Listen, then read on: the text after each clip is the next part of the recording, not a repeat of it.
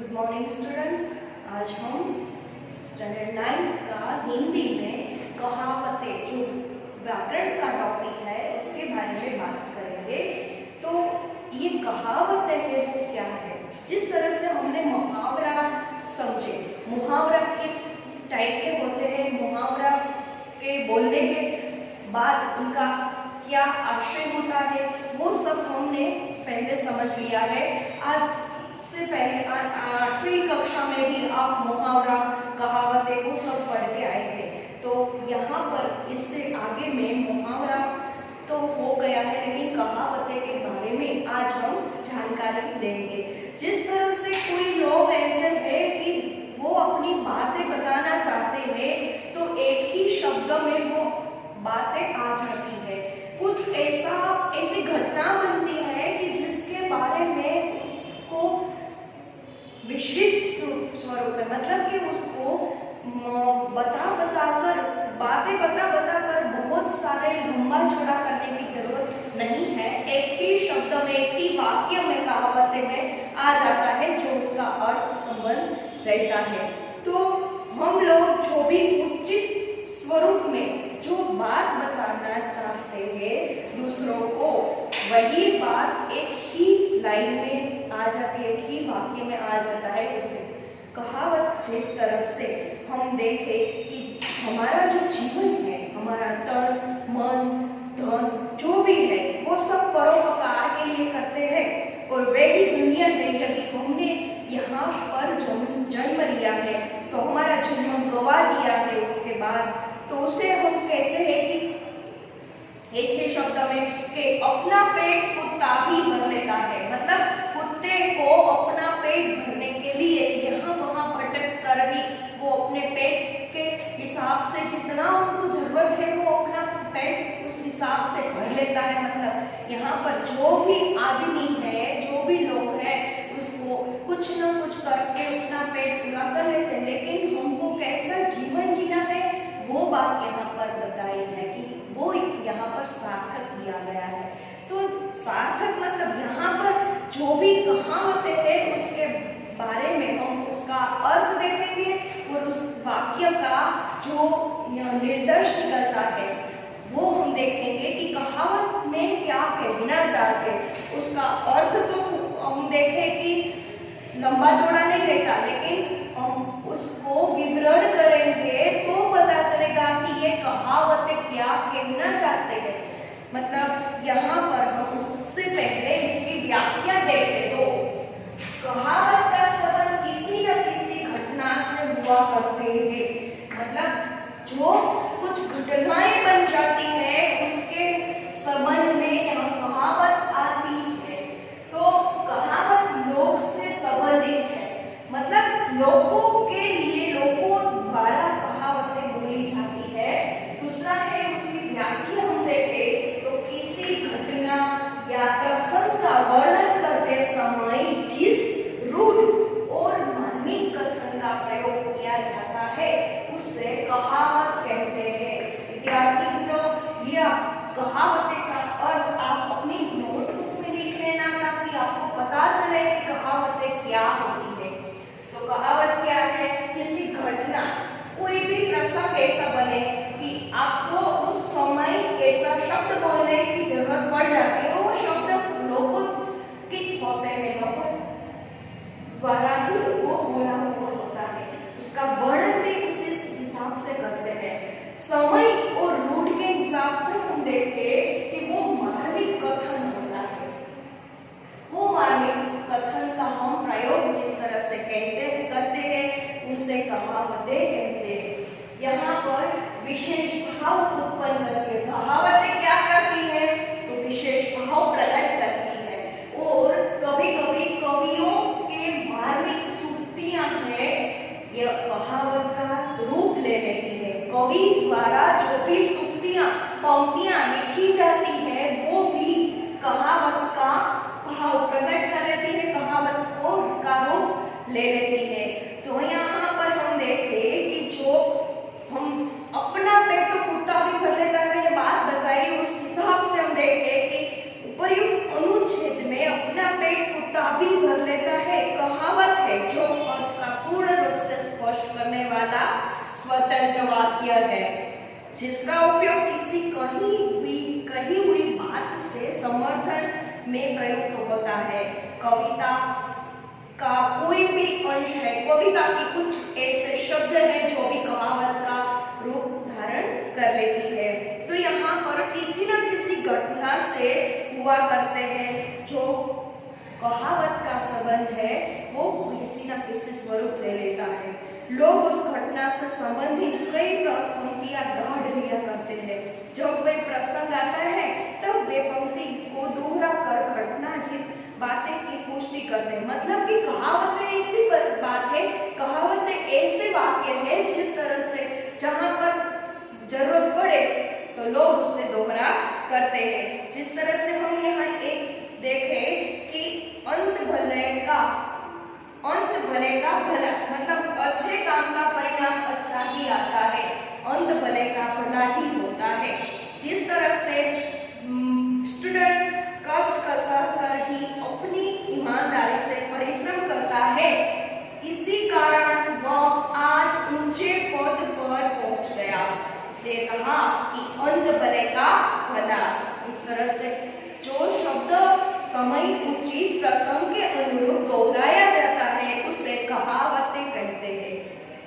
कहावत लोगों से संबंधित है इसलिए उसको लोकोक्ति भी कहा जाता है। लोगों द्वारा बोला गया यह शब्द है, यह वाक्य है, इसलिए उसको लोकोक्ति भी कहा गया है। तो लोकोक्ति जो शब्द के मेल से बना है, शब्द का उसमें से भाव प्रकट होता है। उस लोकोक्ति मतलब लोक प्लस उक्ति। यहाँ पर हम देखें तो लोक प्लस उक्ति माने की लोकोक्ति। तो यह है कि लोक में प्रचलित उक्ति या कथन, उसका अर्थ हम देखें कि लोकों में जो पंक्ति उचित है, जो पंक्ति कथन है, कथन मतलब बोली जाती है, व्यापक लोक अनुभव पर आधारित है, तो उसे लोकोक्ति या कहावत कहलाया जाता है।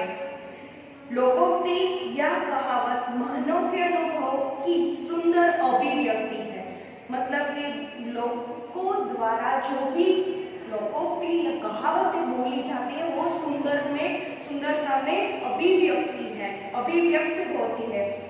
यह वर्तमान पीढ़ी को पूर्वजों से उत्तराधिकार के रूप में प्राप्त होती है। मतलब कि जो हमारे वंशज हो गए उसके द्वारा बोली हुई लोकोक्ति हम वर्तमान समय में भी बोली जाती है। मतलब हम पुराने समय में जो भी बात बताई जाती है वो दोहरा कर वर्तमान समय में भी बोलते हैं।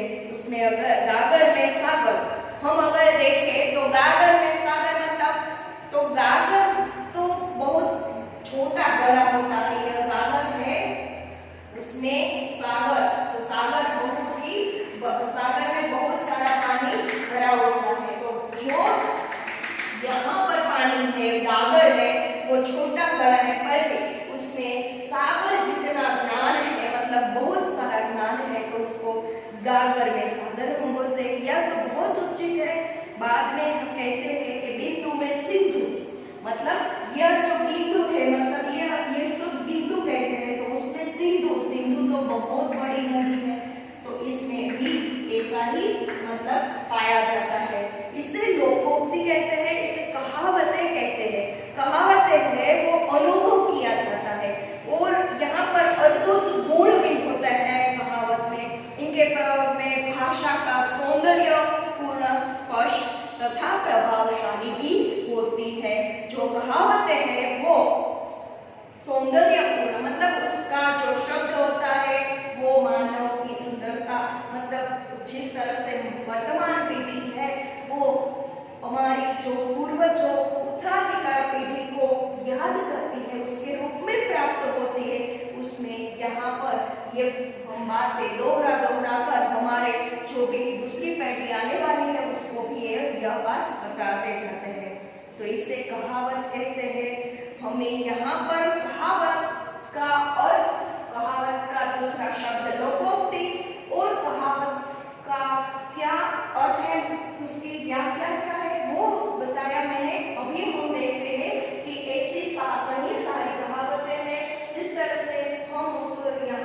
मैंने यहाँ 2 ही कहावत लिखी है।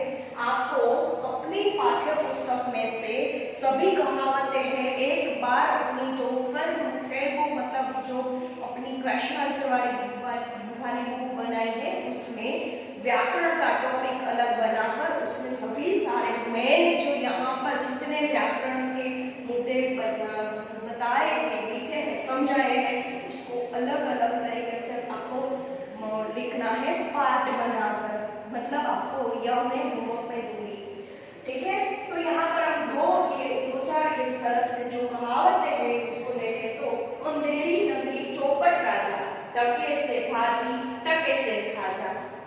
इसका अर्थ हम देखें तो अंधेरी मतलब अयोग्य शासक के कारण कुप्रशासन, अंधेरी नगरी है मतलब यहाँ पर जो प्रशासन है वो ठीक तरह से नहीं चलता, उसको उसका जो राजा है वो चौपट राजा है।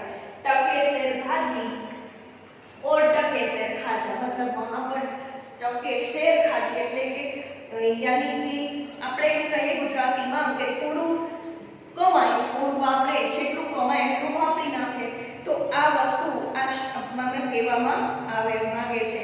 तो उस कार्यालय का कोई कर्मचारी का काम नहीं करता क्योंकि वहां का अधिकारी ही भ्रष्ट है।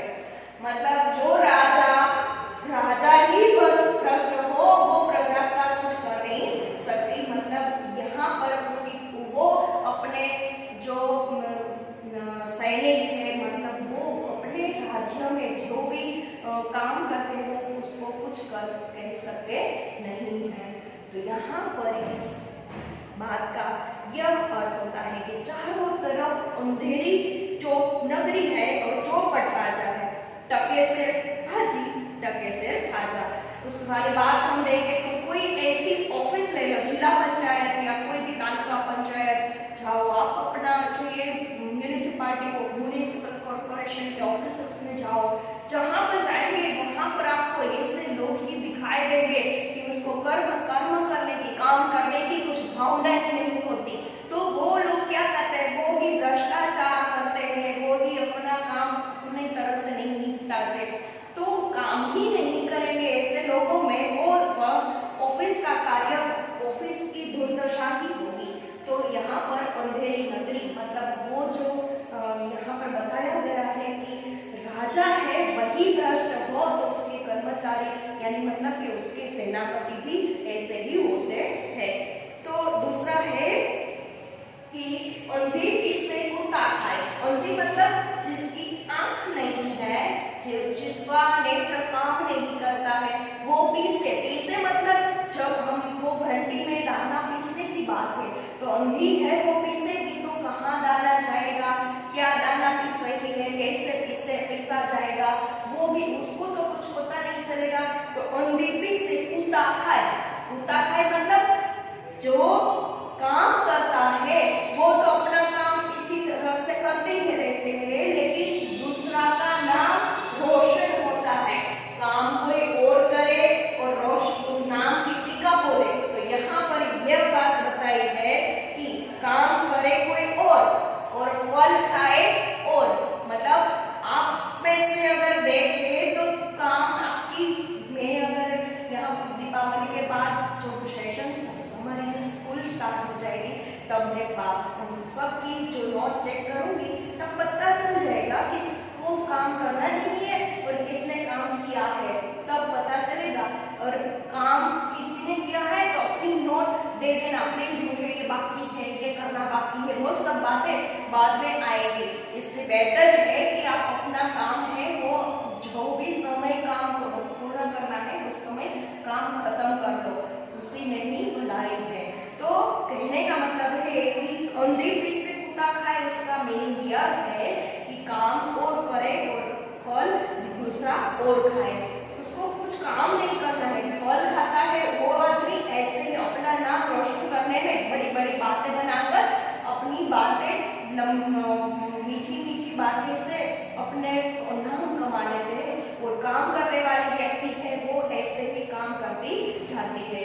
तो यहाँ इसी कहावत का यही अर्थ है। आगे है कि मार के पीछे भूत भागे। किसी भी तरह की कोई समस्या को हल करने के लिए उसको मारना, मतलब किसी भी तरह से समस्या का हल करना।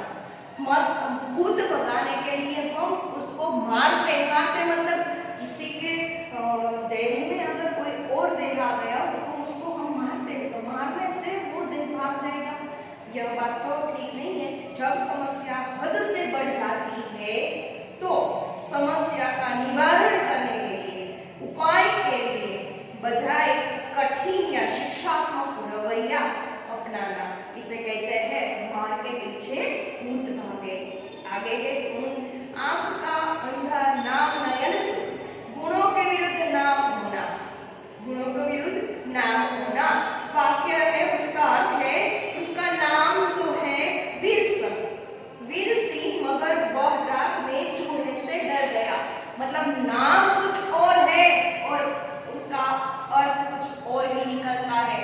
नाम होता है प्रगनेश भाई। प्रगनेश भाई मतलब प्रगनेश यानी बुद्धि, जिसमें बुद्धि बहुत ज्यादा होती है वो प्रगनेश दिया जाता है।